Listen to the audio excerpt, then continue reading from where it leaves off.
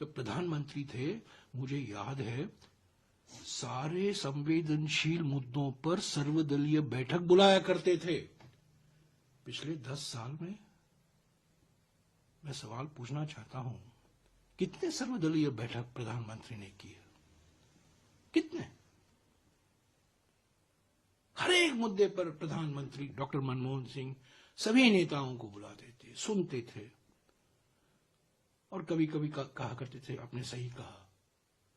राजनीतिक विरोधियों को कहा आपने सही कहा। ऐसे कई मिसाल है। आज तो सभी को सीखना चाहिए। जो आज पिछले 2 दिन से उनका गुणगान गा रहे हैं और उनका योगदान याद कर रहे हैं, जो आज सत्ता में हैं, वो थोड़ा देखें डॉक्टर मनमोहन सिंह जी की शख्सियत क्या थी, कैसे वो काम करते थे, पार्लियामेंट में आते थे, नेताओं से मिला करते थे।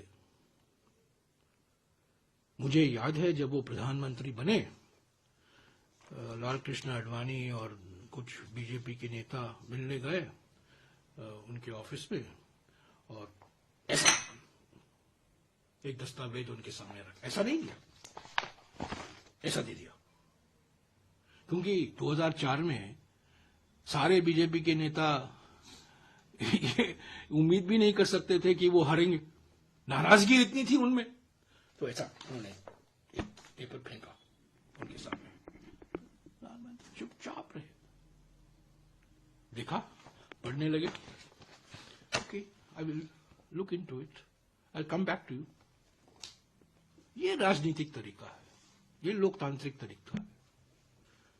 तो आज अगर पूरी पारदर्शिता है। आज अगर डॉक्टर मनमोहन सिंह होते इस करंट डिस्पेंसेशन में, though he was member of Rajya Sabha but he was due to his health, थोड़ा अगले पिछले 4-5 सालों में उन्होंने देखिए नोटबंदी पर जो 4 मिनट का उनका वक्तव्य था राज्यसभा में, सिर्फ 4 मिनट का, पर हिला दिया सरकार को। भूकंप आ गया, ऑर्गेनाइज्ड लूट, प्लंडर। एक बिल्कुल मेरे ख्याल में 6 लाइन था, 7 लाइन था नोटबंदी के। उन्होंने कहा, बस उन्होंने कहा नोटबंदी धक्का देगी अर्थव्यवस्था पर, धक्का होगा, इसका दुरअसर होगा। और जो उन्होंने कहा सही निकला। सिर्फ ज्यादा बोलते नहीं थे वो, जब वो विपक्ष में थे ज्यादा बोलते नहीं थे, पर जब वो बोलते थे सब लोग सुनते थे।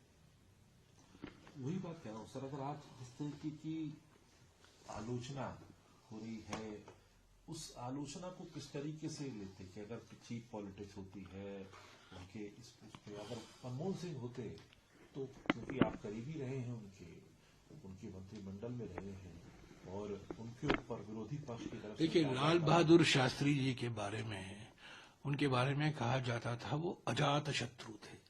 मैं कहता हूं डॉक्टर मनमोहन सिंह जी भी एक आधुनिक अजात शत्रु थे।